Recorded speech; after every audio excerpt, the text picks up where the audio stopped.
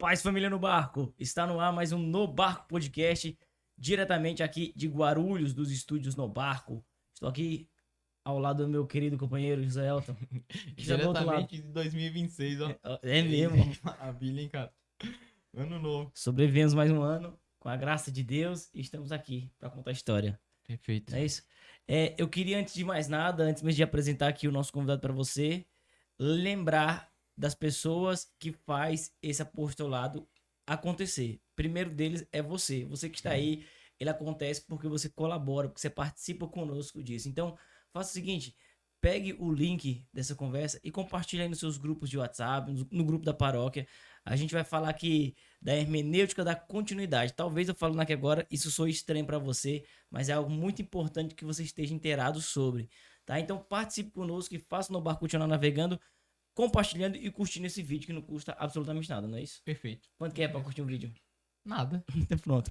Dá pra fazer agora, né? Eu Faça faço agora. E queria agradecer também a Jacob Solar. Jacob Solar é uma empresa parceira que faz instalação de placa fotovoltaica. Então, se você quiser economizar na sua conta de energia, ou para pagar mais conta, ou para guardar dinheiro, fazer aquela viagem para Disney, o que você faz? Você economiza na conta de energia. Então, você, ou para sua casa, né, residência mesmo, ou para sua empresa, para sua loja, para sua paróquia. Então, indique para o seu pároco uma forma de economizar energia. E se você for fazer esse trabalho, faça com a Jacob Solar, porque é uma empresa que patrocina a evangelização. Tá? A Jacob Solar garante uma economia de até 50%. Ou melhor, de 50% a 95%. Né? Então, se você economizar... 50 é o mínimo, né? O mínimo. Se você economizar o mínimo possível, você vai economizar a metade do que você costuma gastar na sua conta de energia. Então, não tem porquê não fazer um orçamento. Faça um orçamento, veja como é que fica aí. Eu tenho certeza que você vai gostar. Acho que uns 80% das pessoas que eu tô convivendo aí nesses dias estão reclamando do calor.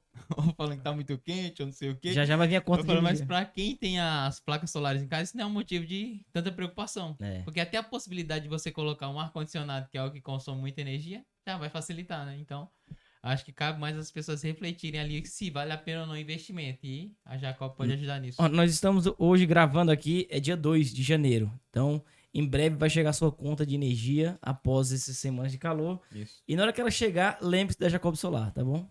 É isso. Queria cumprimentar aqui nosso irmão Caio Batista. Seja muito bem-vindo. Obrigado, irmão. Muito, muito bem-vindo. Muito obrigado. Caio Batista, que por uma ironia do destino era... Batista? Não, ele era Presbiteriano. Já tinha parado pra pensar isso? Sim, eu ouço isso direto. Eu ouvi ainda mais quando eu era presbiteriano. Muito bom. Caio, seja bem-vindo, diretamente do Rio de Janeiro. Queria que você desse as credenciais, se apresentasse pra galera do No Barco. Olá a todos, salve Maria, quem tá assistindo de casa aí também, né? Quero agradecer a oportunidade, né? A gente já tá conversando há um tempo para fazer esse podcast e surgiu essa oportunidade maravilhosa. Meu nome é Caio Batista, sou católico há alguns anos. Não é mais presbiteriano, tá vendo? Não sou mais, né? Fui protestante a minha vida inteira e uma parte, né, ali no finalzinho dessa minha vida de protestante, eu fui presbiteriano e fui diácono na igreja presbiteriana. Meu testemunho de conversão nós não vamos contar aqui hoje, mas também tem no YouTube, tem no canal do professor Eduardo Faria, né? Tem lá, só procurar Caio Batista, testemunho de conversão, conhecer um pouquinho minha história, né? Que não vai dar para falar nesse momento. Mas hoje eu tenho um apostolado na internet chamado Continuismo de Sempre, né? Um nome um pouco, talvez, estranho para algumas pessoas que estão nos assistindo nesse momento, mas tem a ver com a hermenêutica da continuidade, que foi dito aqui. E é um apostolado simples, né? Ainda não é um apostolado muito grande, mas é um apostolado que tem feito diferença na vida de muitas pessoas. Temos até já alguns testemunhos, né, de conversão, de pessoas que mudaram seu posicionamento, seu pensamento a partir do nosso trabalho, onde nós falamos sobre Concílio Vaticano II, tradicionalismo, hermenêutica da continuidade, rupturismo, teologia da libertação, tudo aquilo ali que envolve, né, essa ala tradicionalista e progressista da igreja. Sim. E damos o norte, né? Qual é o caminho a se seguir? O que nós devemos, de fato, seguir? Quem está certo e quem está errado, né? E nós vamos falar aqui para vocês hoje. Boa. Segura aí que no final você vai saber quem está certo e quem está errado.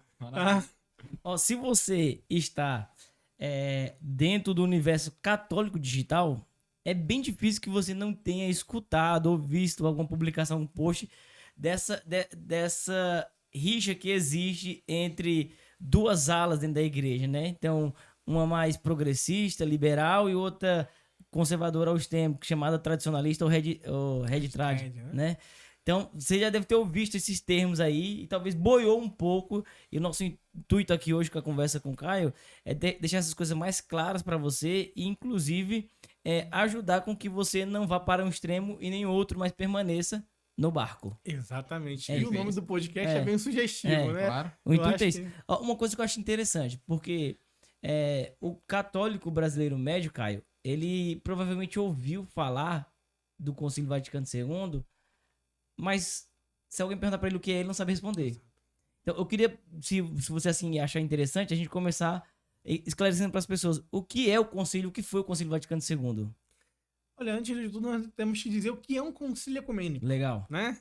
Eu acho que pra gente forrar aqui e começar bem.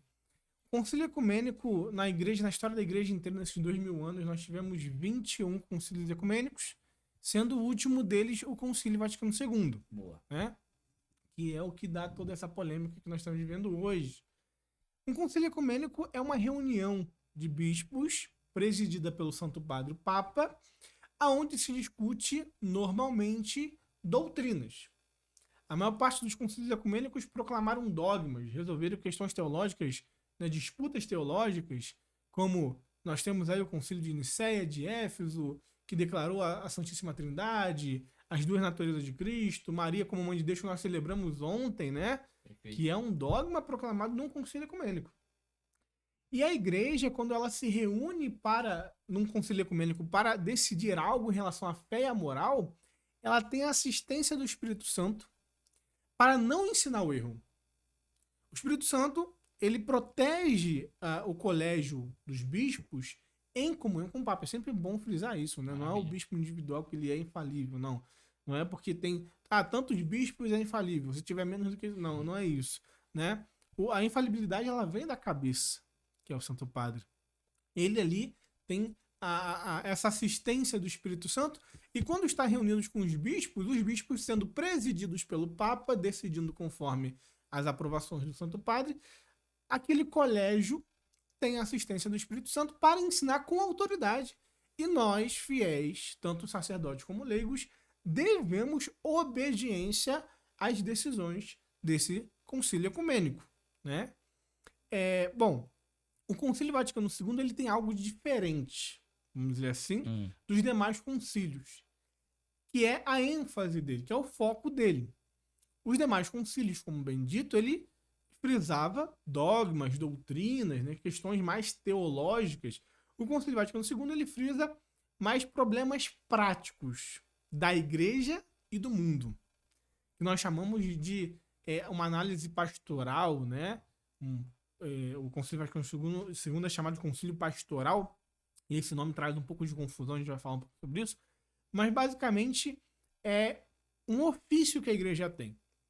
O Concílio Vaticano I, quando ele vai definir o dogma da infalibilidade papal, muito interessante isso, ele vai dizer que o Papa ele tem assistência do Espírito Santo, quando eu falo ex cátedra, como pastor e mestre.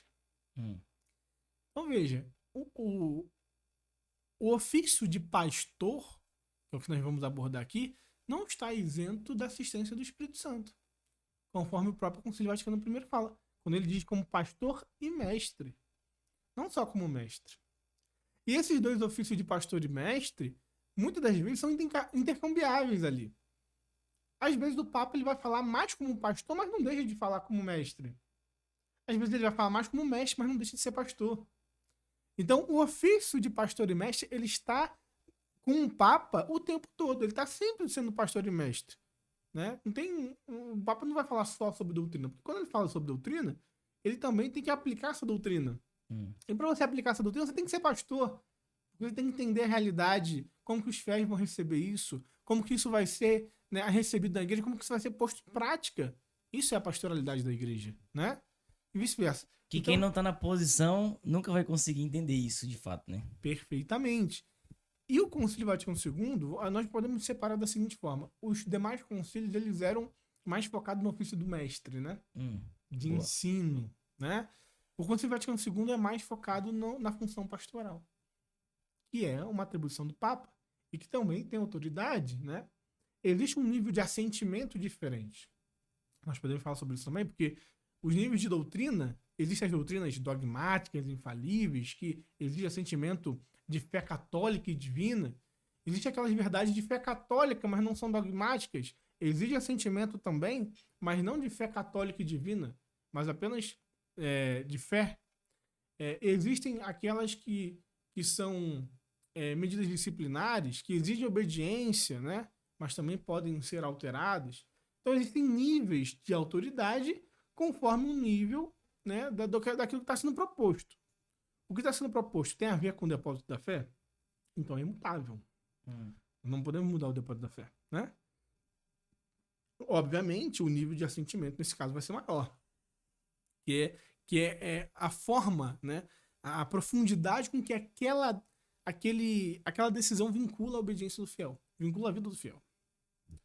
Quando nós falamos de fé e moral, nós estamos falando de um vínculo muito grande. O fiel não pode romper com a fé e com a moral da igreja. Mas quando nós estamos falando de decisões disciplinares e pastorais que diz respeito à vida prática da igreja, o fiel deve obediência, mas não é uma obediência tão absoluta a ponto daquilo ali não poder ser mudado por um outro papa, né? Então, é sobre isso. O que seria um exemplo falar. prático, assim, para que a gente entenda, quem está em casa possa entender? Então, por exemplo, o fiel leigo católico, ele não pode, por exemplo, não crer que Maria é Imaculada. Não. É para que você entenda. Então, isso é um dogma de fé. Um dogma de fé. Você não pode escolher, não é opcional. Exatamente. Agora, vamos pegar aí a reforma litúrgica, né? A missa vai ser celebrada em latim, Boa. em vernáculo. Perfeito. É uma questão disciplinar, litúrgica, né? Você pode discutir qual que é melhor, qual que traz bons frutos, qual foi o fruto do latim na história da igreja, qual foi o fruto do vernáculo, né? Uhum. A igreja, ela pode voltar atrás? Pode, né? Então, qual é o nosso posicionamento? Como fiel, nós não podemos rejeitar uma Santa Missa porque é rezada em português, porque a igreja, ela permite e aprova esse tipo de rito, esse tipo de liturgia, o vernáculo, etc. Agora, eu posso ter minha preferência. Posso falar, eu prefiro uma missa em latim. Eu posso dizer, eu prefiro uma missa em português. Agora, preferência, o gosto pessoal do fiel, acho que esse é o ponto, né? Nas questões disciplinares e pastorais, o fiel ainda tem uma certa liberdade de opinião. Uhum. Apesar dele não ter liberdade de ação. Ou seja, eu posso preferir uma do que outra, mas eu não posso mudar a realidade. Vou querer provar que a minha seja a melhor, né? Colocar a minha como sendo a Militar melhor. isso, né? Militante, né? Então, assim, nas questões disciplinares e pastorais, eu posso ter a minha opinião. Eu posso até achar que a igreja não tomou a melhor decisão. Mas quem sou eu para mudar isso? Uhum. Eu sou um fiel que devo obedecer a hierarquia. Quem deve entender o que é melhor não é ela. Mas eu posso ter a minha opinião, eu posso divergir em algum ponto ali e posso ter as minhas preferências. Agora, eu não posso ter minha preferência de achar que Maria é mãe de Deus ou não. Eu não tenho liberdade, né? A gente, no direito, tem algumas... Eu sou estudante de direito também, né? Eu acho que esqueci de falar. Tem algumas coisas que a gente diz que existe uma certa liberdade no direito administrativo, por exemplo, para algumas determinadas funções da administração pública e outras ela não tem liberdade, ela tem que seguir a regra, tem que seguir a lei. Uhum. É basicamente isso, né? Existem coisas dentro da Igreja Católica que o fiel ele pode ter gosto, ele pode ter uma liberdade de ter uma preferência, e outras que ele tem que seguir aquilo ali, ponto. Não pode mudar uma vírgula. Uhum. Então, o Concílio Vaticano II ele é aquele concílio que trouxe essa parte da disciplina da pastoralidade como ênfase principal. E, portanto, existem muitas coisas ali que podem ser discutidas e até revisadas pela igreja, né? E você pode ter uma preferência ou outra, mas naquilo que ele diz sobre doutrina, sobre fé, aquilo que ele reafirma o que veio antes, né? Ou aquilo que ele fala com a própria autoridade, também teve essas partes, o fiel não pode discutir. É uma coisa interessante porque as pessoas costumam falar, né, dos papas pré-conciliares, mas muita gente não entende ou não estuda. Por exemplo, Pio XII, se eu não me engano, no Mysterium Fidei, não é uma encíclica dele que eu esqueci o nome agora, mas ele vai dizer o seguinte: as decisões, pronunciamentos das encíclicas dos papas quando o Papa, na sua encíclica, que não é nem o maior nível de autoridade, tá? A encíclica é um nível de autoridade nem tão alto assim. Certo. Quando ele dá uma opinião, quando ele decide algo sobre fé e moral em questão disputada, que ainda está em aberto, aquilo não pode ser contrariado. Então, se tiver uma discussão teológica, o Papa falar, olha, vamos seguir por esse lado aqui. O filho, não, isso não é infalível, eu não vou obedecer. Não pode ser contrariado. O caso está encerrado. Numa encíclica, o Papa Pio XII fala isso. Então, não é porque não é um documento que seja diretamente a respeito de fé e moral que deve ser desprezível. É isso que você está querendo dizer? Sim, não é porque não usa toda a autoridade da infalibilidade papal, Certo. do mundo petrino, né? Não é porque não fala com a máxima autoridade que é Seja desprezível. facultativo, assim. Não, exatamente. É igual quando tivemos aí. Teve a orientação para não se usar o título de medianeira de todas as Isso. graças. Nesse caso, assim. Então, Acho que é interessante você falar. Perfeito. Eu tenho até um material lá no YouTube, no perfil, sobre isso também. Uma aula Perfeito. só sobre isso, mas eu vou falar aqui também. Quem quiser procurar lá tem uma explicação acho que o melhor. exemplo tá mais fresco isso aí. Vai ser bom. Exatamente, isso é muito bom. Isso tange a doutrina, né? Mas já não é uma coisa infalível. Por quê? Nos primeiros séculos, Nossa Senhora é chamada de Redentora. Olha só. O próprio documento Aí, ó. traz isso. Por que esse termo Redentora aplica a Nossa Senhora? Porque ela é chamada de Mãe do Redentor. E aí, a Mãe do Redentor, que era o título dela, foi abreviado para Redentora. Então, sempre que alguém falava Nossa Senhora Redentora, o católico já entendia que ela é Mãe do Redentor. Uhum. Claro que ela não era redentora como Cristo, né? Na mentalidade católica isso era óbvio, mas aquele termo foi ficando cada vez mais Na tenebroso. mentalidade católica da época. Né? Exatamente. O tempo foi passando, o termo foi ficando complicado. Inclusive santos, né, falaram, temos que mudar isso, não podemos mais chamá-la de redentora. Por mais que, quando chamamos ela de redentora, não estamos falando nada contra ela, é católica. Porque o que nós entendemos como redentora não é uma redentora igual a Cristo. E aí os santos propuseram o termo corredentora. O termo corredentora ele veio para amenizar esse peso da palavra redentora. Se a gente colocar um co ali, já vai dar uma diminuída, já vai dar a entender que não é igual. Só que o termo corredentora também não é perfeito. Não é o mais adequado. Se a Né? gente pensar em co, nem tudo que é co é menor. Por exemplo, copiloto. Copiloto, um copiloto não é melhor ou pior que o piloto. É igual, né? É tão piloto quanto. Se o piloto morreu, o copiloto dá conta, né? Exatamente. Então, assim, quando nós falamos corredentora, é óbvio, na mentalidade católica, tá? De novo aqui frisando. Uhum. Na mentalidade católica, o termo corredentora é perfeitamente aplicável a Nossa Senhora. Agora, você vai explicar isso no... Tem muita gente que fala, mas isso aí foi por causa do diálogo ecumênico. Mas, gente, eu como ex-protestante falo pra vocês. Se a igreja não explicar o óbvio, muita gente não se converte. Uhum. Eu, como ex-protestante, eu tive que procurar saber o óbvio muitas vezes. E se eu não fizesse por conta própria, talvez eu não teria me convertido. Então a igreja, como mãe e mestra, ela também se preocupa como as pessoas estão recebendo a doutrina. Uhum. Como sacramento universal de salvação, ela deve se preocupar como que aquele que não está na barca vai aderir às verdades da barca, né? Perfeitamente. Então esse termo corredentora, ele, da mesma forma que o redentora, começou a ficar complexo. Começou a ficar difícil de lidar com esse termo, levando em consideração também, depois que nós tivemos a Reforma Protestante, gente, pensa o seguinte, se o protestante ele tem dificuldade de entender que Maria é mãe de Deus, que é a coisa mais básica do mundo, imagina com a redentora, né? E eu acho que até visando que isso é uma porta que está se abrindo agora. Sim. Então, das pessoas terem essa visão também, que tem muitos protestantes que estão até Se aproximando, né? se aproximando, então estão enxergando algo, né? E não só protestante, como católico também. Tem Exato. muito católico que não sabe diferenciar esses termos. Só que o interessante, quando você vai ler o documento Mater Populi Fidelis, você vai ver que não mudou a doutrina. Uhum. Maria é reafirmada como cooperadora na salvação. O que foi desaconselhado foi o termo corredentora. Inclusive, recentemente, o cardeal Túcio, ele explicou que é o seguinte, aquele termo, né, sempre inapropriado que colocaram lá, esse termo se refere aos documentos da igreja. Então, a partir de agora, os documentos da igreja não se referiam a Maria mais como corredentora, como já fizeram em outros papados. Uhum. Né? Agora, o fiel, na sua devoção privada, pode continuar chamando Maria de Corredentora. Então veja, a doutrina não mudou. Cooperação na salvação de Maria continua intacta mesmo.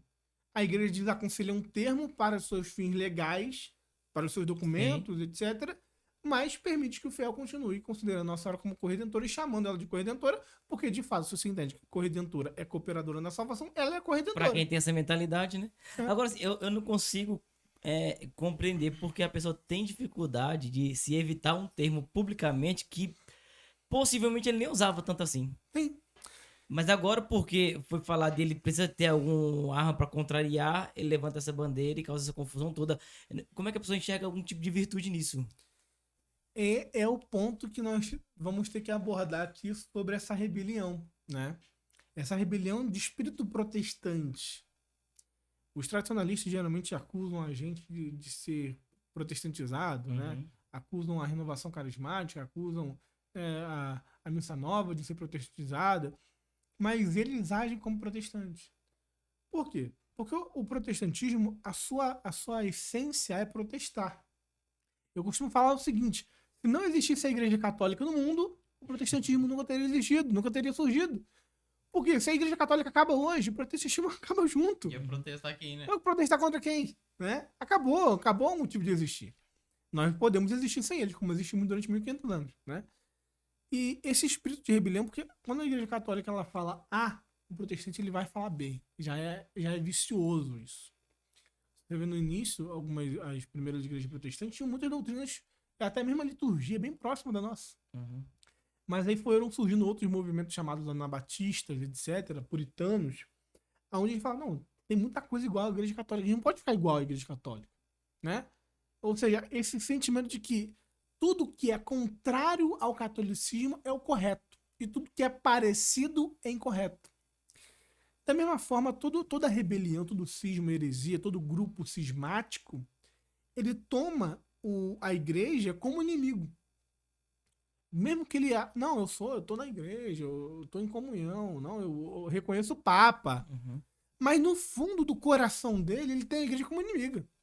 Tanto é que alguns chegam até a dizer que existe a falsa igreja, a anti-igreja, que é a igreja do Concílio Vaticano II, e a verdadeira igreja. Então, divide a igreja em duas, né? Você pode gerar uma bagunça na cabeça do povo. Exato. Que ninguém sabe exatamente onde tá essa verdadeira igreja. A que eu conheço está lá em Roma com o Papa. Não, eu falo de quem assume Quem fala o contrário, né? Quem fala o contrário disso? Fala assim, existe uma falsa igreja, a falsa igreja é que o Papa ele não tá na cátedra. E Então, onde que tá a verdadeira? é tão louco isso que eles reconhecem que o Papa é Papa. Então, o Papa Leão é Papa da falsa e da verdadeira igreja simultaneamente. Né? Então, é meio que aquele espírito de igreja espiritual do protestante, né? A igreja não tá num lugar, a igreja é um grupo de fiéis puros que guardam a verdadeira doutrina. Então, a instituição Ou então, física, né? se render a maneira de dizer que é submisso ao Papa, mas que ele é um Papa ilegítimo. É contraditório em tudo, né? Qual Não seria o existe sentido isso, disso, né? Então, esse espírito de eu tenho que discordar de tudo que essa inimiga diz, que já é um olhar de desconfiança, né? Por exemplo, antes de sair esse último documento sobre matrimônio do Papa, já tinha tradicionalista na internet criticando o documento antes dele ser publicado. É uma loucura isso, né? Entendeu? Então já é um espírito de não, eu tenho que discordar. Porque se eu concordar com a igreja, né, não tem por que eu estar nesse grupo. É uma panelinha mesmo, né? Então, eu costumo dizer que é uma ideologia. Inclusive, infelizmente, né? Eu vou até usar um outro termo aqui do que eu vou falar. Algumas pessoas, não são todos, algumas pessoas dentro desses grupos tradicionalistas flertam com aquele movimento da Alemanha, né? Que fez, vocês sabem o que é, né? Começa com N. Eu, inclusive, postei nas minhas redes sociais esses dias algumas publicações de alguns tradicionalistas dizendo, olha, no perfil, claramente, abertamente falando, apoiando esse movimento contra o povo de Israel, né? Então você vê que já chega a ser ideologicamente meio que algo político, sabe? Assim como a teologia da libertação ela tende à extrema esquerda, né? Do comunismo. Bem político O mesmo. tradicionalismo, em certos pontos, tende à extrema direita do outro lado, que a gente Sim. pode dizer o nome aqui. Então, essa mentalidade, a gente está vivendo um tempo muito polarizado politicamente também, e os fiéis vão entender isso que eu estou dizendo. Essa mentalidade de um lado A, um lado B, e essa inimizade, né, entrou na igreja também dentro desses grupos que usam o Concílio Vaticano II ou para favorecer sua ideologia, no caso dos progressistas, Uhum, né, uhum. que se você pegar o concílio e pegar a teologia da libertação, ao modo marxista, são inconciliáveis. Mas usa-se um pretexto, né, de um suposto espírito do concílio para defender, né, a teologia da libertação e essa teologia católica comunista. Do outro lado, usam o concílio para rejeitá-lo em prol de uma tradição, de um conservadorismo extremado. E aqui que está o centro do nosso podcast, que é a hermenêutica da continuidade. Essa atitude, que é comum tanto a progressistas quanto a tradicionalistas, se chama hermenêutica da ruptura. Certo. O que é hermenêutica da ruptura, para quem está em casa não sabe o que é isso? Hermenêutica da ruptura é você usar o Concílio Vaticano II para romper com a tradição. O que vai mudar é só o lado que você está. Interessante. Os progressistas usam o concílio para romper com o que veio antes. Os tradicionalistas usam o que veio antes para romper com o concílio. Cada um defende seu lado. Exatamente. Mas a ruptura é comum de ambos os grupos. Você vê que são grupos bem opostos Uhum. que no final convergem numa mesma ideologia, que é a hermenêutica da ruptura. Um para aceitar o concílio fora da tradição, que é impossível, nenhum papa defendeu isso. Outro para rejeitar o concílio em nome de uma suposta tradição, que também não existe. Uhum. Uhum. E a hermenêutica da continuidade entra com uma resposta do Papa Bento XVI, sendo que o Papa João Paulo II falou isso em primeiro lugar, no motu próprio Ecclesia Dei, quando ele confirmou a excomunhão de Marcelo Lefebvre por ter sagrado ilicitamente os 4 bispos, em 1988. Uhum. Ele diz claramente que aquilo foi um cisma. E no finalzinho ele fala assim, ele orienta os teólogos a interpretarem o Concílio Vaticano II em continuidade com toda a tradição anterior. Então, olha, vocês são teólogos, vocês que trabalham com teologia, se empenhem em interpretar o concílio em continuidade com a tradição. O concílio não deve ser uma ruptura com a doutrina católica, com a tradição de 2000 anos. O Papa João Paulo II falou isso em primeira mão. Depois Bento XVI veio e deu continuidade a esse pensamento. A hermenêutica da continuidade é a visão oficial da igreja. Porque às vezes as pessoas não gostam do termo, né? Ah, eu sou tradicionalista, eu sou continuista, parece que é partido político. Sim. E de fato o termo, tanto é que meu apostolado é continuismo de sempre, é um termo um pouco irônico, né? Por conta do contexto, né? Exatamente. Por que de sempre, né? Porque os tradicionalistas usam muito, não, é a missa de sempre, é o catecismo de sempre, é tudo de sempre, né? E aí eu falei, então vai ser o continuismo de sempre. Porque se nós interpretamos o Concílio Vaticano II à luz do que foi sempre dito na igreja, então o continuismo é o verdadeiro de sempre, né? Então, nós não somos continuistas, tradicionalistas, porque tem muita gente que confunde isso, né? Acha que tradicionalista é ser tradicional. Não é, né? Esse é um ponto que a gente tem que consertar. Muita gente vê, não, mas como que você está sendo contra o tradicionalismo? Agora nós não podemos defender a tradição? Eu não posso mais ir na missa tridentina? Gente, não tem nada a ver com missa tridentina. Eu vou à missa tridentina. Na minha diocese, em comunhão com o meu bispo Pedro, tem uma missa tridentina. Eu frequento. Agora, isso não significa que você deve usar a missa para romper com a igreja. Então, ser tradicional é uma coisa. O padre Paulo Ricardo fala, o tradicionalismo já é um exagero. O ismo, né? E a hermenêutica da continuidade, ela não é uma doutrina nova. Não é, não. A gente tem que criar aqui uma nova doutrina para poder sustentar o Concílio Vaticano II. A hermenêutica da continuidade é o que a igreja sempre fez. É algo que seria aplicado em todos os concílios. Todos. Não seria como deve ser. Sim. Todo católico deve interpretar todos os concílios, desde o de Nicéia até o Vaticano II, em continuidade. nenhum concílio pode sobrepor o outro, pode anular o outro, pode desqualificar o outro, né? Pelo contrário. Então, essa hermenêutica da continuidade, infelizmente, é um nome técnico que nós tivemos que usar, né? Para combater um erro, porque sempre que surge um erro, né, tem um nome, a gente tem que combater com outro nome, não tem jeito. Mas é o que a igreja sempre fez. Então, a verdadeira tradição de sempre, o verdadeiro de sempre, é a hermenêutica da continuidade, porque se você for analisar a hermenêutica da ruptura, se você perguntar para o tradicionalista, o concílio de Nicéia, tá correto? Sim. O concílio de Éfeso, tá correto? Sim. Calcedônio, sim. Concílio Vaticano I, sim. Tal. E o Vaticano II, não, isso aí não. Então, já não tem essa continuidade. Eles aceitam 20 concílios e rompem com o último. Então, que sempre é esse? O sempre que acaba em 1960. A igreja que acabou em 1960 não é a igreja de sempre. É a igreja do passado. A igreja de sempre é a igreja que não acabou em 1960. Sim. Continua até 2025, 2026 agora, né? É. Então, e assim por diante. E não a igreja de... Também tem o outro lado, a igreja de 1960, como se fosse uma nova igreja daqui em diante.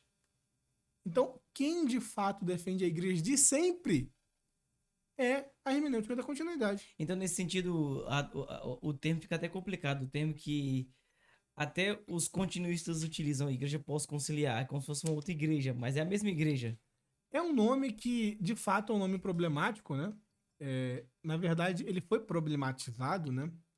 Porque, assim, todo concílio ecumênico, ele tem o seu pós. Então, quem viveu depois do Concílio Vaticano I, viveu na igreja pós-conciliar. Quem viveu depois do Concílio de Trento, viveu na igreja pós-conciliar. Na igreja que veio após o último concílio. Só que esse nome pós-conciliar, ele é usado por algumas pessoas, como eu falei na aula progressista, né? Para separar a igreja a partir de 1960 da igreja que veio antes. É um termo mais cronológico, né? Ambos os grupos dividem a igreja em dois. Vê um monte de padre aí do Anel de Tucum. Não, porque lá na Idade Média a igreja era assim, hoje a igreja é assim, como se fosse duas coisas, né? Você vê tradicionalista também, não, mas antes era mil maravilhas, agora é o terror. Então, a igreja de sempre é uma única igreja, não duas. É porque tem um negócio que se combate muito o protestante, é o fato dele pegar um versículo isolado e criar aquela... a visão dele, né? Porque se você também pegar um concílio isolado para dar continuidade, também vai gerar um problema, né? A gente acaba assumindo uma postura que a gente rejeitava. Sim. Se for pegar a tradição também, que ela é infalível. Mas a gente já tá colocando agora meio duvidoso. E é lógico que um concílio, quando ele acontece na história da igreja, alguma coisa vai mudar. Exato. Senão não tem pra que ter... Não precisa fazer. E você enxerga como esse negócio do problema? Porque você falou que no Concílio Vaticano II é mais uma questão pastoral, onde o concílio toca mais questões pastorais. Será que isso aflorou mais o ânimo das pessoas? Porque, assim, talvez na questão pastoral era para não ser tão problemático para os religiosos. Vou dizer assim, para as autoridades da igreja. Mas parece que foi também. Mexeu muito. Se fosse dogmática, né? Talvez os negócios ali que não ia bater tanto. Mas parece que dogmática gerava menos problema. Quando é pastoral, parece que o negócio... Eu acredito que é uma impressão que as pessoas têm, mas eu acho, minha opinião aqui, tá? É minha opinião, todos podem pensar diferente. Mas eu acho que é uma falsa impressão. Se a gente pegar os outros concílios que tiveram ao longo da história da igreja, a maioria teve cisma depois dele. Pega só o último, tá? Concílio Vaticano II, antes veio o Concílio Vaticano I, que definiu um dogma. Foi um concílio dogmático. Que definiu um dogma da infalibilidade papal. E o que aconteceu? Tinha um grupo nesse concílio que achava que isso era um absurdo. Você tá dando poder demais pro Papa. Tá botando o Papa como um semideus. Tá dando ao Papa aquilo que é próprio de Deus. Esse era o discurso. E outra, que era o Papa Pio IX. Esse grupo estava dizendo que a igreja estava rompendo com a tradição. Porque a igreja nunca ensinou a infalibilidade do Papa. Isso é uma doutrina nova. O que esse grupo fez? Rachou com a igreja e foi criado um grupo de bispos e sacerdotes à parte que se intitularam de veterocatólico. ou velhos católicos. Por que é esse nome? Por que eu sou o velho católico? Porque essa igreja do Concílio Vaticano I é uma igreja nova, uma nova igreja católica. Já tem esse negócio das duas igrejas de novo. Assim, até em Lutero tinha isso, né? Duas igrejas. Uma de Roma e outra de Cristo. Então, esse pensamento de a igreja está caindo no erro, então eu tenho que conservar aquilo que veio antes, né? Ficar com o que veio antes, é um pensamento comum nesses cismas. E um concílio dogmático, ele não traz uma resolução para isso. Ele, muitas vezes, ele provoca o cisma. Porque muita gente não quer sair da sua zona de conforto, de ter que baixar a cabeça e falar, eu obedeço à igreja. Então, quando a igreja toca na ferida, toca num ponto que eu não concordo, qual é a atitude correta? Obedecer. Abrir mão da própria opinião. É o que um católico faz. Mas nem todos fazem isso. Então, se saem, se funda uma nova igreja, põe o nome de católico, véteros católicos, porque nós aceitamos a infalibilidade do Papa. Ou seja, e tem um ponto interessante aqui. Porque se você vê os padres da igreja, você vai ver os padres falando que o Papa é infalível. Você vai ver os padres falando que a igreja é infalível. Você vai ver falando que a Cátedra de Roma tem uma assistência do Espírito Santo especial. Você vê isso em Irineu de Lyon. Você vê isso em outros padres. Que a igreja de Roma tem uma assistência da verdade ali. Que a igreja é indefectível. Mas que o Papa, uma pessoa, tem esse carisma, você não vai ver claramente. Confusão agora, hein? Então existe um desenvolvimento. Mas pera lá. Se a igreja é indefectível e a igreja de Roma é a coluna e sustentáculo da verdade, que é a mãe e mestre das outras igrejas, o bispo que se assenta na cadeira dela tem que ser indefectível em matéria de fé. Porque como que ela é indefectível se o seu bispo não é? Quem guia a igreja de Roma? É o bispo de Roma. Quem guia a igreja de Constantinopla? É o bispo de Constantinopla. Né? Então, se existe essa assistência para tal igreja, para tal patriarcado como é o de Roma, essa assistência recai sobre o seu líder, sobre a sua cabeça. É uma conclusão óbvia. É um desenvolvimento doutrinário sadio. Você não muda a doutrina, você expande a sua compreensão. Só que, para algumas pessoas, expandir a compreensão de doutrina é mudá-la. E aí que vem esses grupos, né, como os arianos, os nestorianos, os docetistas, os véteros católicos. Agora, com o Concílio Vaticano II, os tradicionalistas, os lefrevistas, que vão dizer que não era assim antes. Por quê? Porque quando eu olho para o passado, eu não enxergo exatamente essa doutrina como ela está hoje. Mas é óbvio que você não vai enxergar. Porque se você olhar para uma árvore, olhar para um grão, né, olhar para uma semente, você não vai achar que é a mesma coisa. Né? A árvore, quando é um broto e quando ela está desenvolvida, são diferentes. Mas a sua substância é a mesma. É o mesmo objeto. Assim acontece com o desenvolvimento da doutrina. Se eu pego lá nos primeiros séculos, você não vai ver nos séculos lá, nos primeiros séculos, você não vai ver Nossa Senhora sendo chamada de Imaculada Conceição.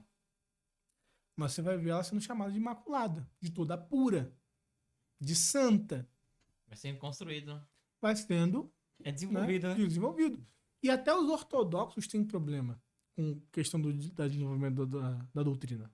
É um ponto que separa a gente. Então, todo grupo sistemático tem esse problema. Os ortodoxos rejeitam completamente o desenvolvimento da doutrina. Eles não acreditam nisso. Então, todo grupo sistemático vai olhar para a igreja atual no seu desenvolvimento e vai falar: não aceito, porque não está aí idêntico àquilo que estava É um fundamentalismo ignorante, né? No final das contas. Quando o Cristo fala que veio para trazer a espada, vai ter a divisão dentro de casa, a gente pode se iludir achando que é só na minha família que tem a divisão. Mas é na igreja. Exatamente. A gente vê que, assim, gera uma repercussão e dentro de casa a gente começa a briga. Né? Sim, o padre Paulo Ricardo fala que os tradicionalistas ensinam uma igreja engessada, né? Uma igreja morta, né? A igreja é viva. E aí a gente tem que entender o que significa isso, que a igreja é viva. A igreja é viva não porque ela muda o tempo todo com uma metamorfose ambulante. Isso querem os progressistas. Sim. Que ela mude. Que ela altere a sua doutrina. Agora, ela também não é estática. Existe uma parte que muda e outra que não muda. A que não muda é o que a gente falou do depósito da fé. Sim. Se você pegar o Concílio Vaticano II, tudo que é ensinado ali, e você vê o que veio antes, vai bater certinho. Pode ser usado uma outra linguagem, um outro método, uma nova forma de se expressar, que é normal, Uhum. mas a substância da doutrina é inalterável. Muita gente critica o Concílio Vaticano II sem ler os seus documentos. Sim.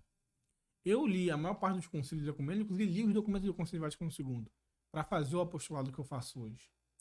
E o meu apostolado que eu faço hoje é exatamente... eu estava conversando com vocês aqui antes do podcast sobre isso. Como eu fui protestante, eu entendo muito bem esse pensamento de revolta, sabe? De protesto.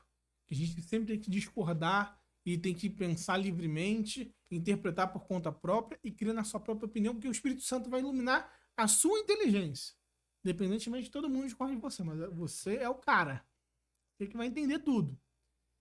E quando me tornei católico, eu me tornei exatamente buscando a segurança doutrinária.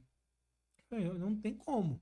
Não tem como eu estar num lugar onde eu não sei se hoje, amanhã, eu vou concordar com a mesma ideia que eu estou concordando hoje. Que hoje eu penso de uma forma, amanhã eu penso de outra. Hoje eu estou na igreja, amanhã eu estou em outra. E tá tudo bem, né? E tá tudo Tá certo. Não tem um respaldo ali que vai me falar assim, não, tá errado esse meu pensamento. Não vai ter. Só que chegou num momento que não começou a estar mais tudo bem pra mim. Não é certo. Eu comecei a ler as Sagradas Escrituras e percebi que a igreja de Cristo tem que ser una. Uhum. Eu pensei, isso aqui tá errado. Então, isso foi o que me despertou a busca pela conversão à igreja católica. E quando eu me converti, eu sempre estive muito vacinado contra esse pensamento. Eu sou um católico, como eu falei pra vocês, eu adoro uma missa tridentina.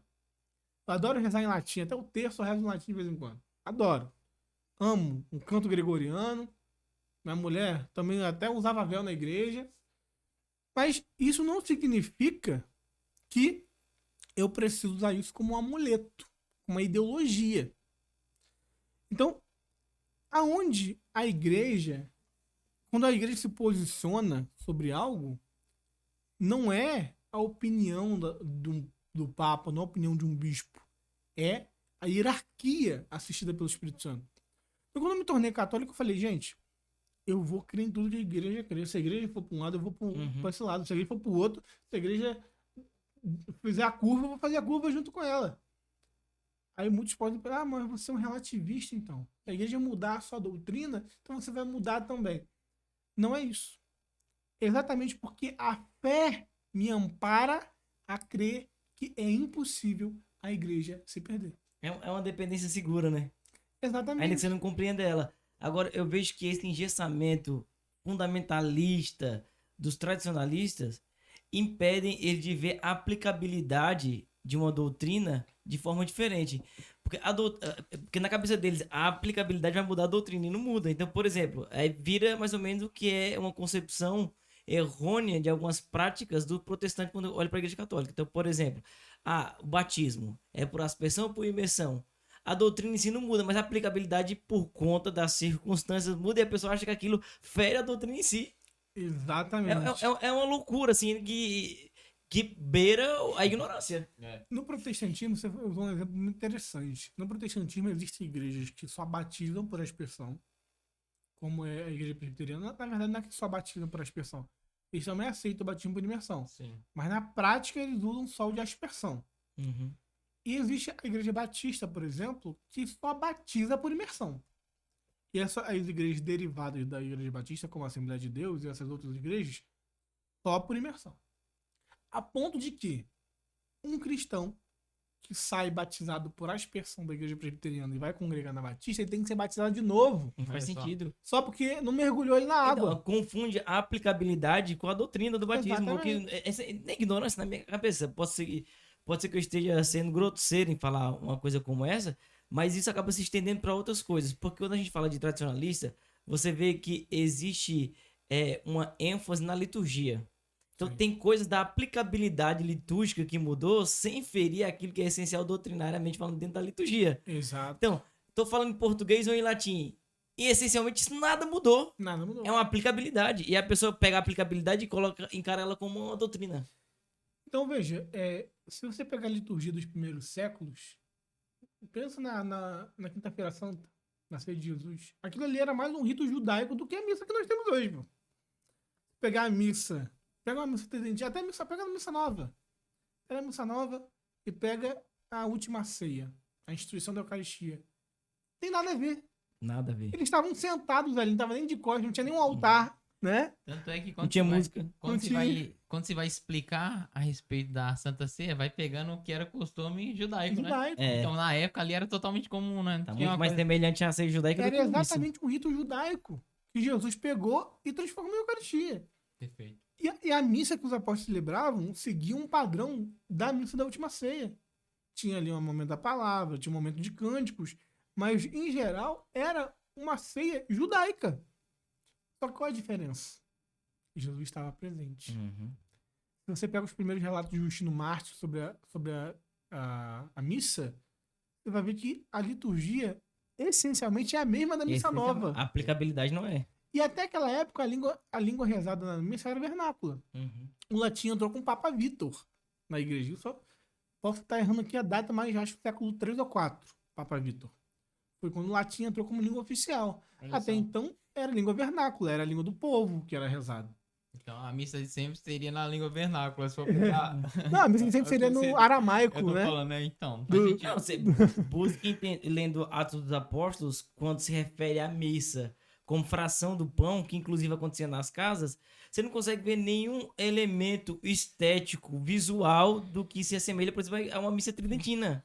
Inclusive, Nada. uma das grandes críticas dos tradicionalistas é o caráter sacrificial, né? É, né? Tem muito pesado ali na missa tridentina e um pouco mais leve na missa nova. Sim. Mas se você viu os relatos da missa, por exemplo, 1 Coríntios 11, quando você falou que Paulo fala da fração do pão também, você não vai ver eles falando de caráter sacrificial com muita ênfase. Não, A missa era tratada como fração do pão, sim. como comunhão, como um banquete. Não que ela não eu fosse acho, sacrifício. não que não fosse, mas a nuance da comunhão do povo que crê, ela Uma fica muito mais ênfase. enfatizada do que qualquer outra coisa. Então o que acontece, a diferença da missa nova para a missa tridentina é uma questão de ênfase. Uhum. A missa nova deu ênfase no banquete, na comunhão, na fração do pão. É o famoso adornamento, né? É voltar às origens, né? A missa nova resgatou um pouquinho dessa missa mais primitiva da era apostólica. Enquanto a missa tridentina tem o seu caráter próprio de ênfase no sacrifício. Qual que está certo, qual que está errado? Ambas estão corretas. São ritos diferentes. Perfeito. É o mesmo rito romano, obviamente, né? É o rito romano novo e o rito romano antigo. Mas a celebração do rito é diferente. Então nós temos diversos outros ritos orientais na Santa Igreja, né? E agora sim, a gente também não pode ser radical também em defender a missa nova a ponto de dizer que a missa nova é perfeita. Sim. Nenhum rito é perfeito.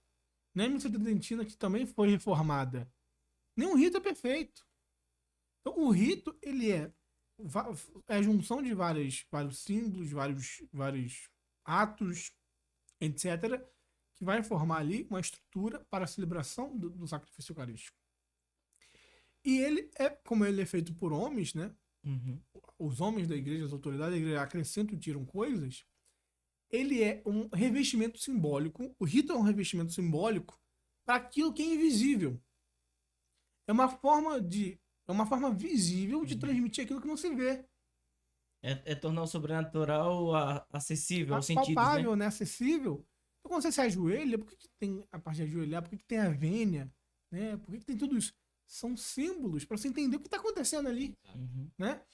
Então, e por serem símbolos, por serem coisas temporais, são coisas imperfeitas. Então nós podemos dizer, mas a missa tridentina ela é mais desenvolvida, ela é mais complexa e tal. Óbvio, a missa tridentina tem mais de 1000 anos. Uhum. A missa nova é uma missa que foi reformada há pouquíssimo tempo. Tem muita coisa que pode melhorar ainda. De fato, tem muita coisa que pode melhorar. Tem muita coisa que pode ser alterada. A igreja pode chegar amanhã e falar, não, vamos alterar o rito novo, vamos mudar alguma coisa. Nem pode. É um rito, né? O próprio Concílio de Trento vai dizer que a igreja tem poder para estabelecer os ritos e alterar conforme a época e a necessidade para o bem dos fiéis. O Concílio de Trento diz isso. E aí os tradicionalistas vão puxar para aquela questão da bula...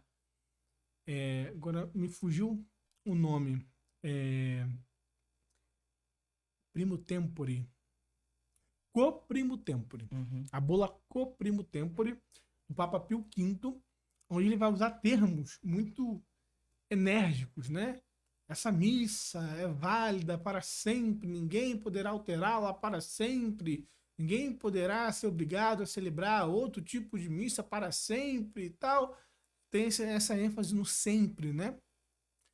E ele também reformou, se não me engano, a liturgia das horas, com essa mesma ênfase de sempre, sempre, sempre, imutável e tal. E aí o Papa Pio X alterou a liturgia das horas. Aí reformou. E ninguém fala nada. Mas aí quando o Concílio Vaticano II reforma a missa nova, aí eles apelam para Copri Pro Tempore.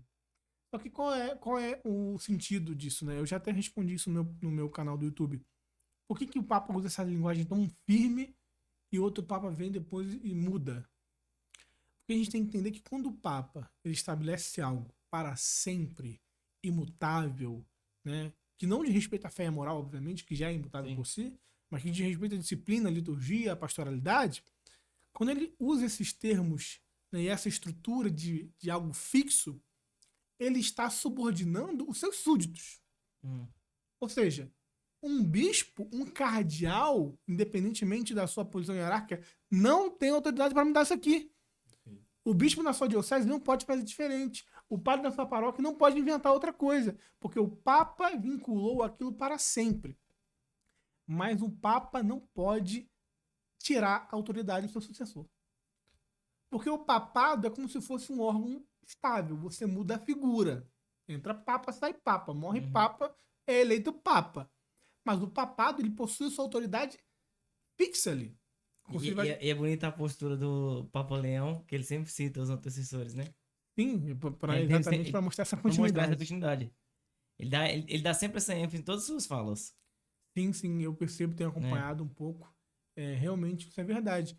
E o Conselho Vaticano I vai dizer que a autoridade do Papa ela é imediata, a jurisdição do Papa é imediata sobre todos os fiéis, né? Deve ser obedecido imediatamente, não tem como botar empecilho. Então, por que o Papa falou daquela forma tão rígida e outro Papa foi lá e mudou? Porque eles têm a mesma autoridade. Ele não tá dirigindo a outro Papa, né? É. Ou um futuro Papa. Então, você sendo presidente da República pode mudar as medidas administrativas do seu antecessor. Mas um governador não pode mudar suas medidas administrativas. Porque compete ao teu Sim. cargo. Entendeu? Por mais top de linha que ele seja. Então, um Papa, ele não pode falar, olha, o meu sucessor não pode mudar isso. Pera lá. Que poder é esse? Virou Deus? Óbvio que não. Agora, ele pode usar uma linguagem firme, uma linguagem permanente, para sempre, rígida, para os seus súditos. Então, essa linguagem do sempre da Quo Primo Tempore, ela vincula os súditos, e Muito nunca o outro Papa. Muito Né? bom, muito bom. Agora, quando a gente vai então pro enfoque da coisa na atualidade, a gente vai sempre desembocar na liturgia, ok? Sim. Sempre. Então, o termo missa de sempre, ele está equivocado por dizer que essa missa não seria missa? Ou se tem como ser missa mesmo sendo nova, entende? Eu recebi uma pergunta, exatamente essa pergunta no meu Instagram um tempo atrás, e eu respondi o seguinte: o termo missa de sempre ele está certo e errado. Depende do que você está falando. Se você usa missa de sempre para se referir à missa tridentina, está correto? Tá. Mas ao mesmo tempo pode estar errado. Se você usa esse termo para se referir à missa tridentina querendo desprezar a missa nova como se não fosse de sempre. Porque nós não temos duas missas. Isso que eu tava pensando, que não é outra missa. Não. Todos os ritos que nós temos na Igreja Católica são algo externo, como a gente falou. É uma estrutura externa. Mas todos os ritos celebram uma única missa. Então a missa de sempre é toda a missa válida. Inclusive dos cismáticos, tá? Os ortodoxos, a missa dos ortodoxos é de sempre. Por mais que sejam cismáticos. Porque tem Jesus Cristo na Eucaristia. É uma missa válida. Então não tem como ser outra. É a mesma que nós vamos aqui na paróquia. A diferença é que eles não têm jurisdição. Eles não têm legitimidade para celebrar sacramento fora de Roma. Mas mesmo sem legitimidade, tem validade. Então é de sempre. Agora, toda a missa é missa de sempre. A missa nova é de sempre.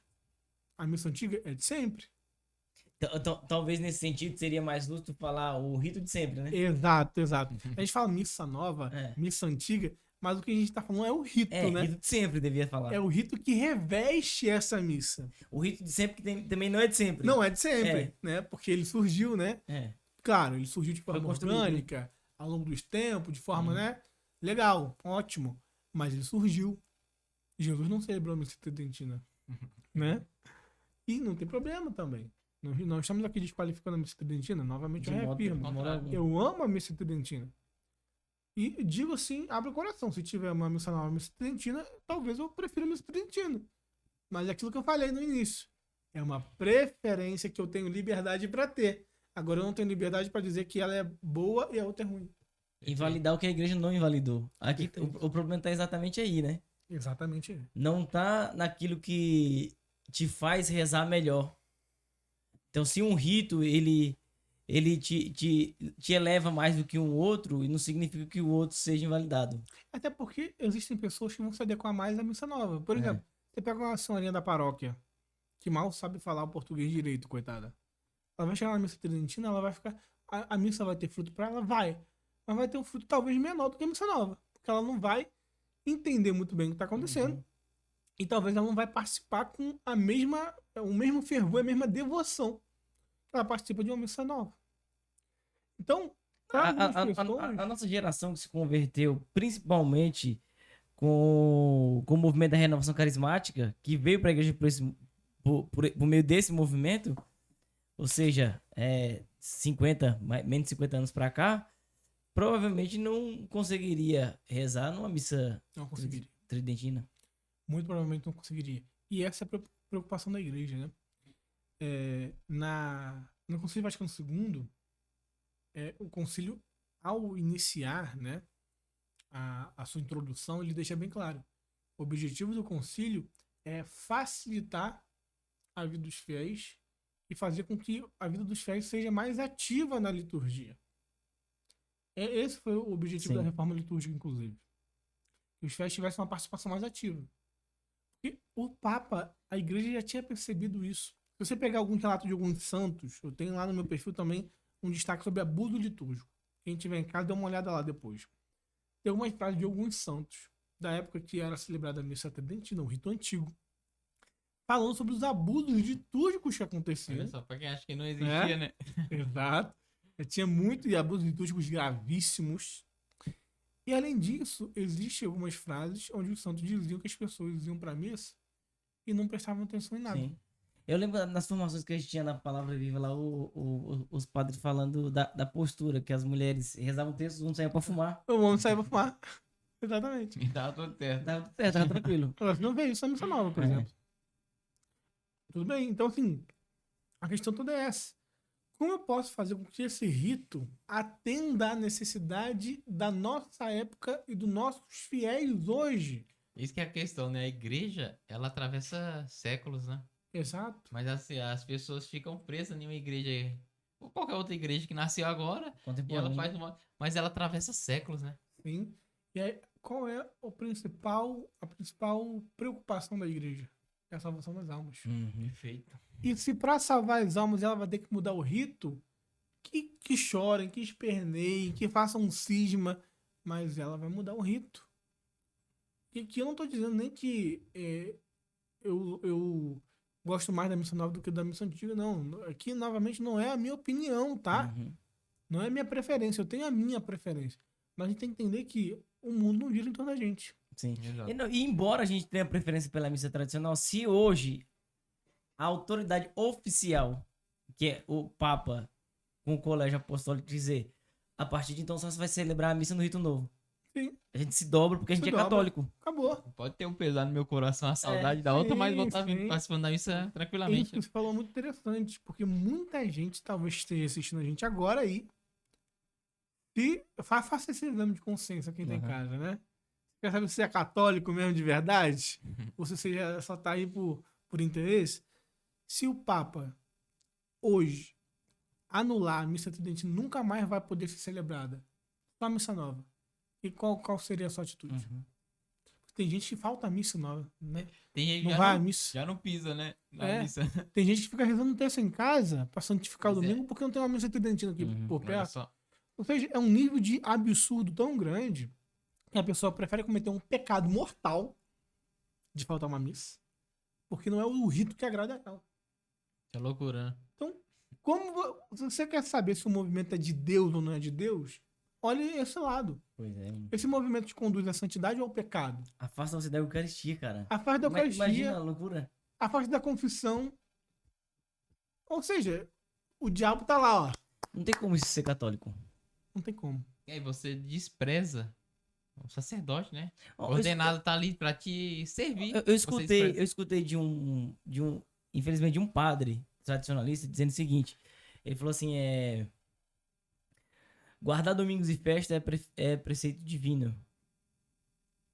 E cumprir esse preceito divino e ir na missa é preceito humano. Porque você consegue cumprir o preceito de outras formas. Existe uma diferença de santificar o domingo é um mandamento, Aham. né? Santificar o dia do Senhor. Esse é o mandamento. É Certo. imutável. A forma de se santificar o dia do Senhor, ela é uma disciplina da igreja. Certo. Ela é de lei eclesiástica. A igreja determinou que você santifica o dia do Senhor e na missa.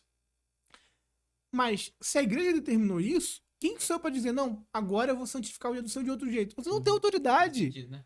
Nenhum bispo tem autoridade de falar, você pode santificar o dia do Senhor.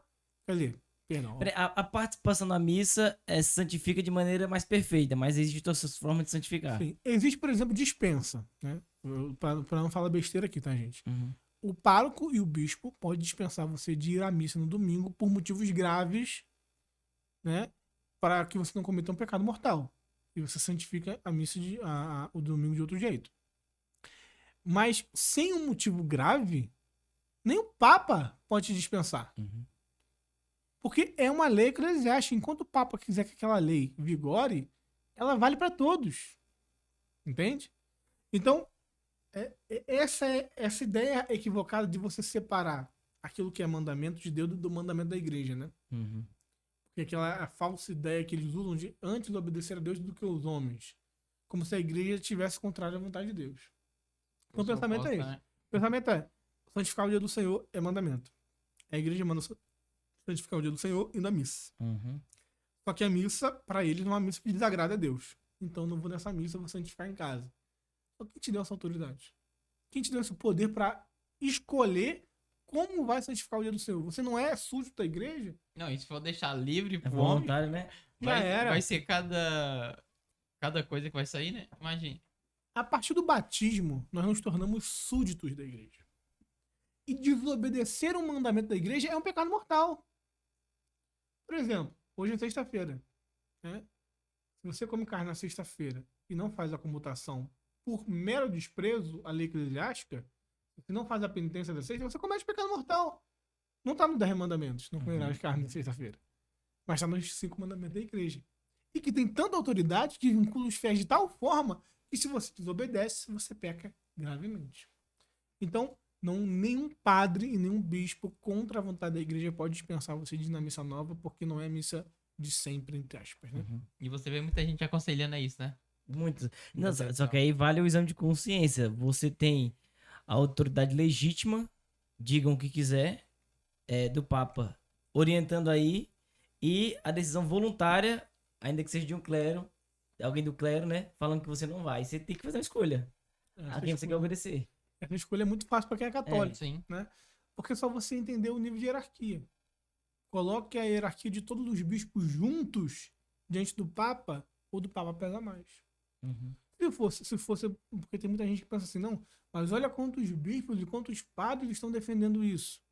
Se fosse assim, os ortodoxos estariam certos. Eles Pois é. têm muitos bispos e muitos padres válidos Uhum. contra a fé católica. São milhares. Os ortodoxos têm 500 milhões de fiéis. Nem por isso eles estão certos. Não é porque tem bispo que está certo. Não é porque tem sacerdote dizendo que está certo. Então, o centro da unidade da fé é Roma. É o Papa. Foi a ele que Cristo disse, tu és Pedro, sobre essa pedra edificarei minha igreja. As portas do inferno não prevalecerão. Confirma teus irmãos. A sua fé, roguei por ti para que a sua fé não desfaleça. Não foi a todos os bispos do mundo, foi a Pedro. E Pedro confirma a autoridade dos demais, inclusive dos outros bispos, que só têm autoridade e jurisdição quando estão em comunhão com ele, com o Santo Padre do Papa. Né? Ô, Caio, agora sim, quando a gente fala de tradicionalismo, a prática de fé mais atacada, o que é utilizada mais como bandeira é a liturgia, é a missa. Sim. Só que o tradicionalismo ele começa a romper com outras coisas da prática cristã que acaba comprometendo a nossa vida de piedade e devoção, e como, por exemplo, o movimento carismático, o próprio catecismo, que eu vi que você fez uma defesa ao ataque que foi feito ao catecismo da Igreja Católica. Então, Inclusive, ele vai se espalhando para outras realidades da vida cristã cotidiana. inclusive, se você me permite aqui fazer essa propaganda, né? Claro. A questão do catecismo ela é tão grave. Quando o instituto aí, né, não vou falar o nome, lançou esse livro, né, sobre os erros do catecismo moderno, eles falaram assim, olha, quem quiser, eu mando o livro gratuito para cada de vocês, você lê e refuta. Mandei mensagem no DM deles. Pode mandar o livro que eu vou ler e vou refutar. Não me responderam, me bloquearam depois. Você vê. Peguei, não comprei, né? Eu tive acesso ao livro. Li o livro e gravei aulas, respondendo cada capítulo. E o livro é tão medíocre, é tão fraco, é tão, assim, banal. Uhum. Você não precisa nem ser teólogo para ver que aquilo ali é uma besteira. É falácia atrás de falácia, é mentira, invencionice, é um malabarismo terrível. E aí eu fiz vários vídeos, curtos até, respondendo a cada questionamento desse livro. Tá numa playlist no meu canal do YouTube, pública e gratuita para quem quiser entrar. Aí. Então, só entrar lá em Continuismo de Sempre, vai ter uma playlist sobre erros do catecismo moderno. Vocês entram lá e eu, com base no catecismo e conferindo as fontes que o próprio livro cita, vou mostrando as incoerências e inconsistências do que esse livro ensina lá, tá? Então, teve essa questão desse livro. Também tem a questão, por exemplo, do rosário, né? Já ouviram Perfeito. falar? Sempre levantam essa. Perfeito. Cara, isso eu acho que é a coisa mais, assim, estúpida que eles falam. Mais ridícula. Porque você tá reclamando de uma oração a mais. Um negócio tão sem noção. Sabe uma coisa que me Né? veio à mente? Quando teve essa questão da medianeira de todas as graças, eu falei assim, se você for pegar um dos mistérios que tá mais ligado a isso, foi onde que foi acrescentado ali do Sim. milagre das bodas Sim. encanadas. E eles não querem rezar isso. Segundo mistério, Mas né? por outro lado, eu fiquei pensando, eu falei, poxa. Eu fiz até um vídeo também respondendo ao influenciador, falando sobre isso. Gente, é uma coisa tão simples. A Nossa Senhora revelou 3 mistérios. Pera lá. Isso é uma revelação pública de fé católica ou uma revelação privada? Começa por aí. Perfeito. É a revelação privada. O que a igreja ensina sobre a revelação privada? Tem que passar pelo crivo da igreja. A igreja tem que aprovar. E a igreja não só aprova, como ela tem a autoridade única, exclusiva, de interpretar a mensagem dessa revelação. De respeito a algo, a fé e a moral? Não. De respeito a uma devoção privada. E como devoção privada, a igreja pode acrescentar e tirar o que ela quiser. E a igreja não tirou nada. Tinha 3 mistérios, a igreja adicionou um opcional, que é o 4º. Inclusive é muito belo, muito rico, muito bonito. E até mesmo o documento, quando ele é muito respeitoso, né? Pode continuar chamando de terço, Sim. com toda a orientação, assim, todo o zelo. Então, assim, o problema não é você não rezar os mistérios luminosos.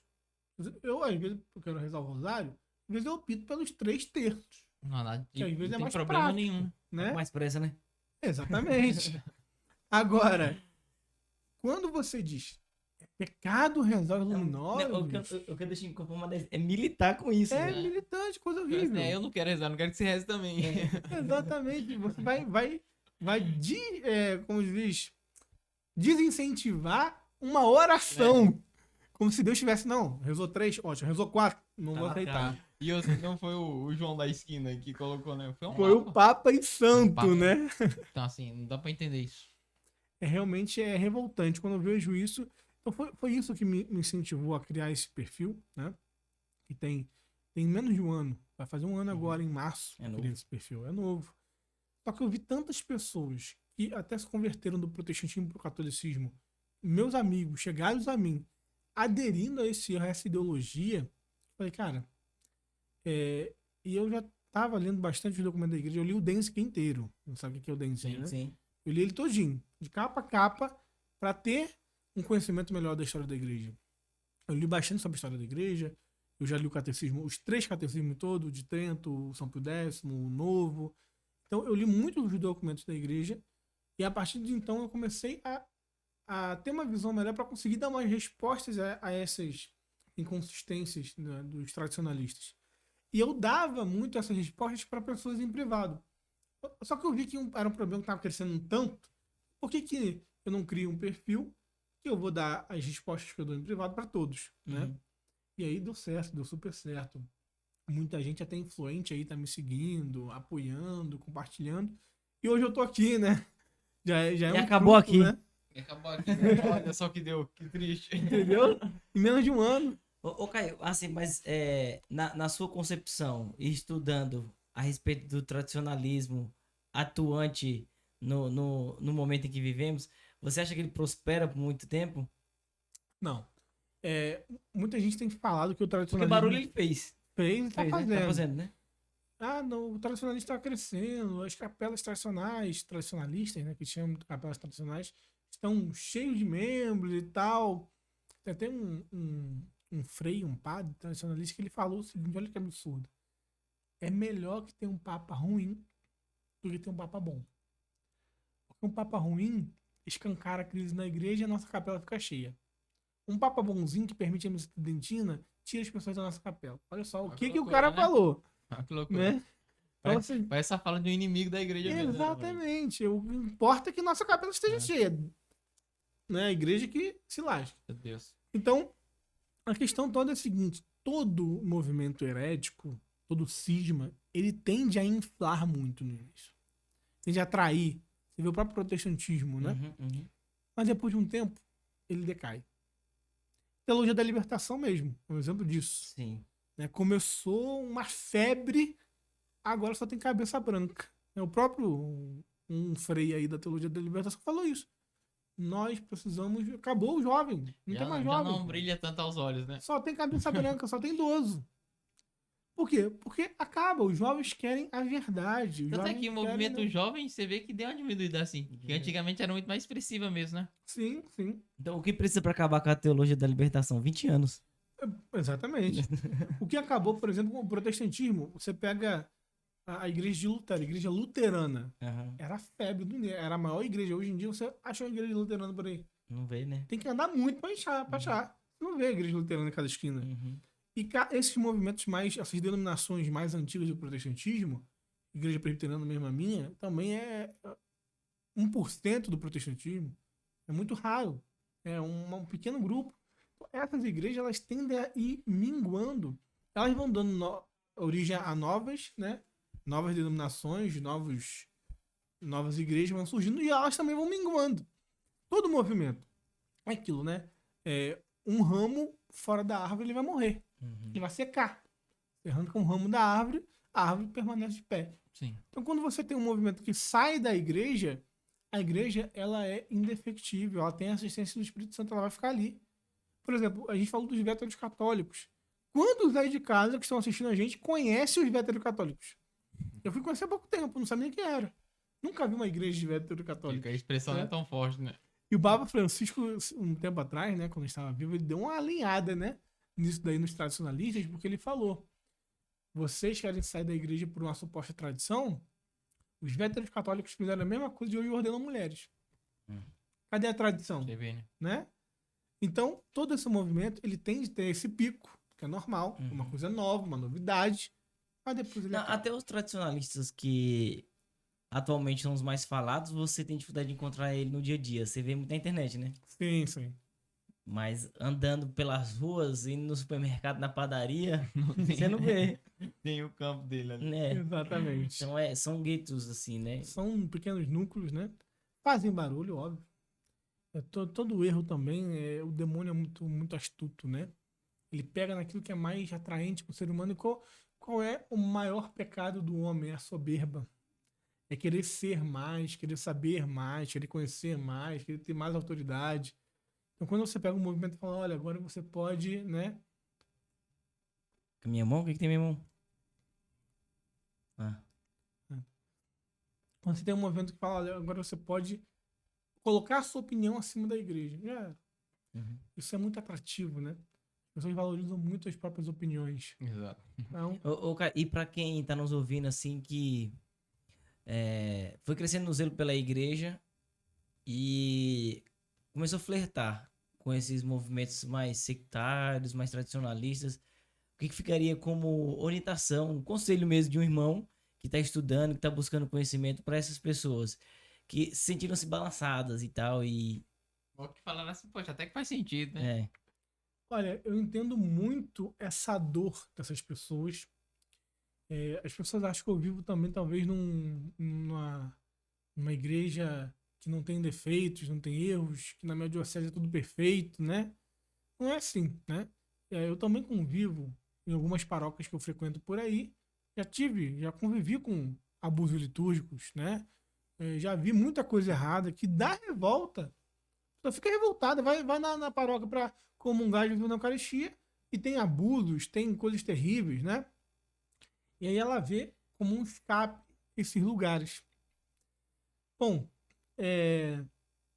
eu gosto muito de uma frase que acho que foi o Padre Paulo Ricardo que falou, né? Vocês percebem que eu falo muito do Padre Paulo Ricardo, mas uma inspiração também foi através de quem eu também cheguei na igreja. É melhor você estar na barca, que passa pela tempestade, que entra um pouquinho de água ali, água aqui, que estremece, né? Que tá ali num mar revolto, que você tá ali dentro, mas tá balanceando, tá com medo, né? Parece que vai afundar, do que você tá em alto mar. E eu uso o exemplo que um próprio líder aí, um próprio superior da fraternidade, São Pio X, falou. Ele falou o seguinte: a fraternidade São Pio X não é a igreja, mas é um bote salva-vidas. Olha só. Você tem um navio, que é a barca da igreja, né? Que está afundando, e esse pequeno bote está salvando todo mundo. Mas pera lá. Se Deus não poupou a barca de afundar, o bote vai poupar? Então, é só pensar assim, né? Só com o peso dos fiéis já afunda, né? Exatamente. Pô, se a barca com o Papa, com todo o clero, tá afundando esse botezinho aí, meu amigo, eu vou confiar. Então, eu digo que é um problema de fé. A pessoa, quando ela deixa que esses abusos entrem na cabeça ao ponto de desconfiar da própria igreja, ela já tá perdendo a fé na igreja. E nós temos que saber separar os erros dos homens, os pecados dos homens, os erros dos pastores da igreja. A igreja é santa e imaculada. Então, procure olhar mais para a vida dos santos. O que os santos faziam em momento de desconforto, de tribulações, de provações. São Padre Pio foi perseguido, impedido de rezar a missa, de confessar. E ele falava uma coisa interessante que eu até hoje.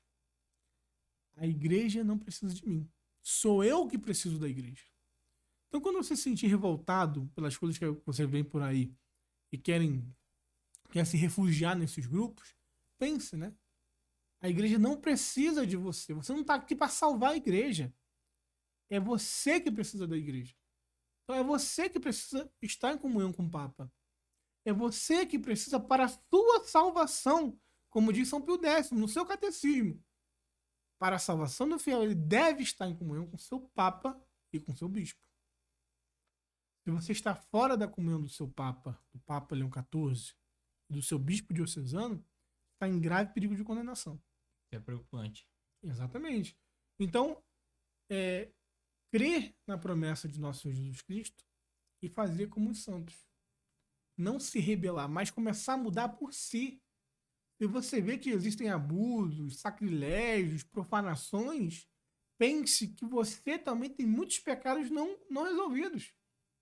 E quando você for mais santo, você vai estar contribuindo para que a igreja se santifique e se purifique dos seus problemas. Então, é muito, muito esse olhar no erro, na trave do olho do outro, perdão, no cisco do olho do outro, e não perceber a trave no seu olho. É sempre um olhar de soberba, né? Voltado mais para o defeito do próximo do que para si mesmo. Então, se você tem uma igreja que tem Eucaristia válida, que tem um sacerdote que atende sua confissão, né? Que você consegue ver uma vida sacramental minimamente decente, dê graças a Deus por isso. Porque tem gente em países aí que nem missa pra ir no domingo tem. E que gostaria 1000 vezes de ter uma missa nova mal celebrada do que não ter missa nenhuma. Porque uma missa nova mal celebrada te leva pro céu. Perdoa teus pecados. Te dá Jesus na Eucaristia. Mas não ter missa nenhuma te conduz ao inferno. Porque você está, né, sem a assistência de Deus, dos sacramentos. Imagine que Amém. peso não seria você chegar diante do julgamento, saber que você tinha missa diante de você e você não quis. Você optou por não participar dela. Vai ser um remorso muito grande no inferno isso aí. Meu Deus do céu. Vai ser um dos vermes que não morrem no inferno. Porque esses vermes que não morrem do inferno, né, que nasceu diz nas escrituras, é o remorso. Do condenado pensando, poxa, eu poderia ter feito diferente, agora já era, acabou. E a missa não é qualquer coisa.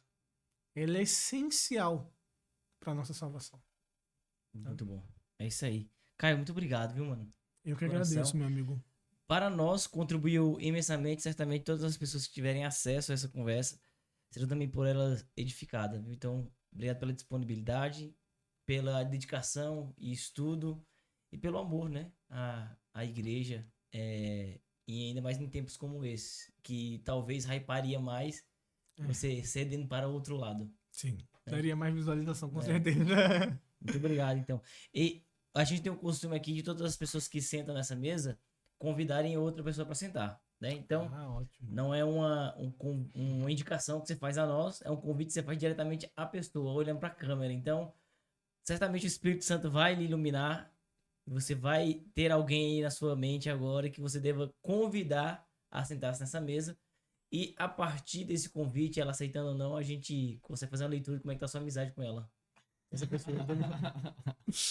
E agora você me pegou, hein? Posso dar uma paradinha pra pensar aqui? Vocês cortam depois? Não, vai pensa aí, Pode vai pensar em aí. casa. Fica tranquilo. Deixa eu ver aqui, né? Se eu Mas tenho alguém. Provavelmente tenha vindo alguém na sua mente aí. É. Ah, sim. Provável. Agora eu já vi. Olha pra câmera e convida, pô. Eu acho que é um sacerdote, tá? Que eu vou convidar. Ele já veio, ele vem de novo. Eu acho que ele nunca veio, cara. Ele nem é de outro estado, É. né? Tem que ver também a agenda dele. Mas eu acho que ele vai estar aqui em breve. Tem um evento aqui que ele vai estar aqui, vocês devem conhecer. É o padre Jefferson Alves, do apostolado do Cardeal Newman. Ah, eu sei quem é. Sei bem quem é. Sabe? É. Então, o padre Jefferson Alves, ele Eu tem um... duvido ele vir, mas tenta aí. Será que ele vem? Tenta aí. Ó, agora vai ter que vir, hein, padre. Tô convidando, senão eu vou ficar mal na fita aqui. O padre, ele celebrou meu casamento e foi um dos apostolados, na verdade, o principal apostolado que me recebeu no processo de conversão. Olha só. E o padre Jefferson, ele é um grande pai para nós. E vai ter um encontro do apostolado aqui em São Paulo esse ano. Então é a oportunidade do padre Jefferson vir. Tem tudo pra favorecer. É. Vai vir pra São Paulo. Sim. Ó, um amigo convidou. Então, Então, vir falar do apostolado Cardeal Newman, e ele trabalha muito como protestante, igreja protestante, recebe muito esses que estão voltando, né, para a Santa Igreja Católica, e tem muita coisa boa que ele vai poder acrescentar aí para vocês e para quem está em casa ouvindo. Fica aí então, Maravilha. Padre Jefferson. O convite do Caio pro senhor. Aí você vê o que você faz com esse convite aí agora. Vai ter que aceitar, aceita. É isso aí. perfeito. Diante disso, só podemos dizer uma coisa. Sabe o que é, né? Permaneça no barco, porque fora do barco, Não há Não salvação. há salvação. glória a Deus.